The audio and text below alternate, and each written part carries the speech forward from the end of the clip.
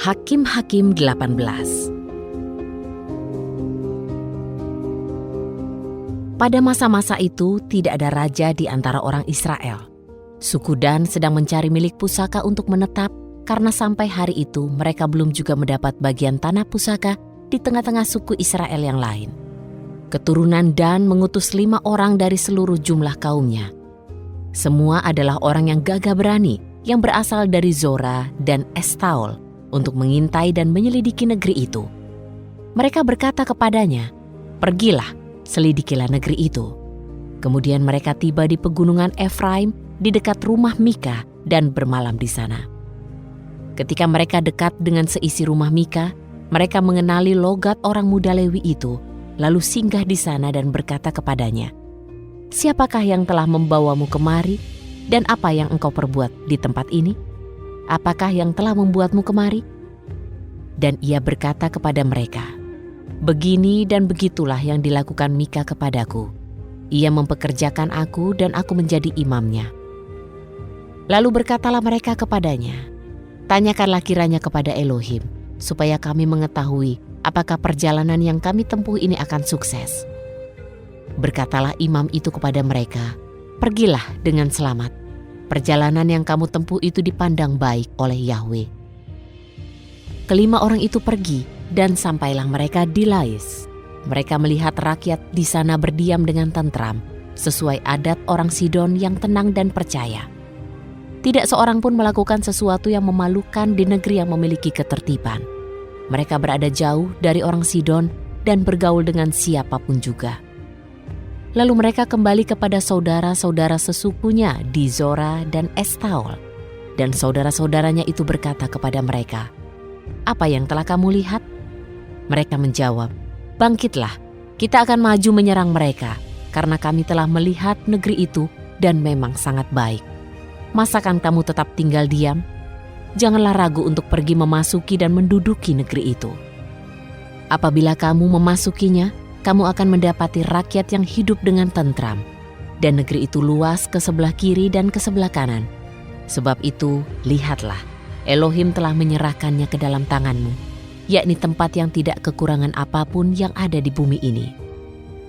Lalu 600 orang yang diperlengkapi dengan senjata berangkat dari sana, yaitu dari kaum orang-orang Dan yang berasal dari Zora dan Estaol.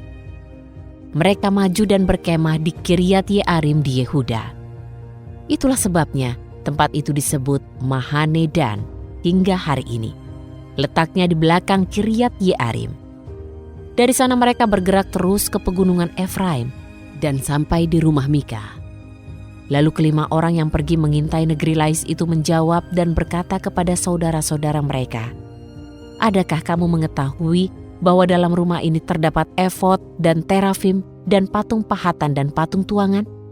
Sekarang ketahuilah apa yang harus kamu lakukan."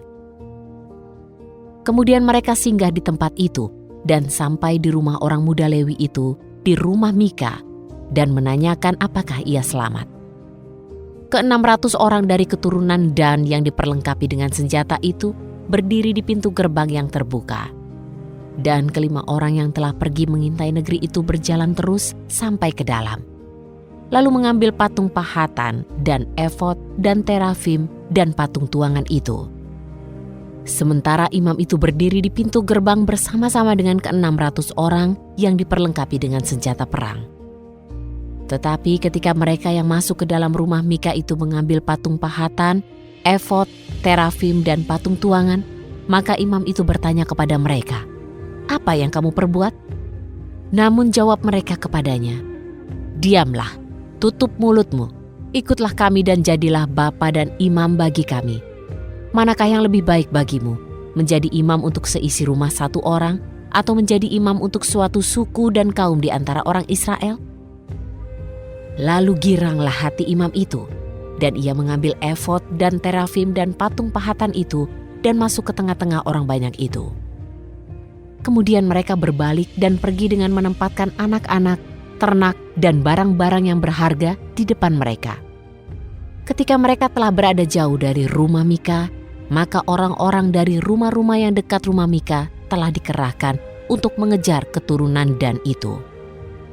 Lalu mereka memanggil-manggil keturunan Dan itu, sehingga berbaliklah orang-orang itu dan berkata kepada Mika, "Apa masalahmu sehingga engkau mengerahkan orang?" Lalu jawabnya, "Kamu telah mengambil ilahku yang telah aku buat, dan imam itu juga. Lalu kamu pun pergi. Dan apalagi yang masih tinggal padaku?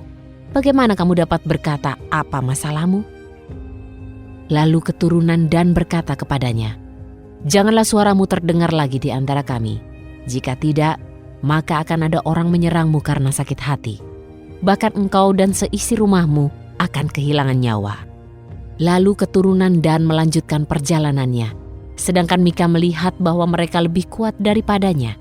Kemudian ia berbalik pulang ke rumahnya. Mereka membawa barang-barang yang telah Mika buat dan membawa imamnya menyerbu Lais, melawan orang-orang yang hidup dengan aman dan tentram, dan memukul mereka dengan mata pedang dan membakar kotanya dengan api. Tidak seorang pun yang datang menolong, karena kota itu jauh dari Sidon, dan mereka tidak pernah bergaul dengan siapapun. Letak kota itu di lembah yang berada di samping Bet Rehob. Kemudian keturunan Dan membangun kota itu dan diam di sana. Lalu menamai kota itu Dan menurut nama leluhur mereka, yakni Dan yang lahir bagi Israel. Nama kota itu sebelumnya adalah Lais.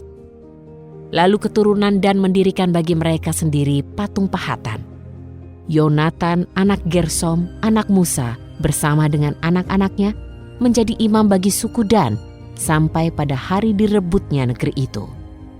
Demikianlah mereka menempatkan bagi mereka sendiri patung pahatan yang telah dibuat Mika selama bait Elohim berada di Silo.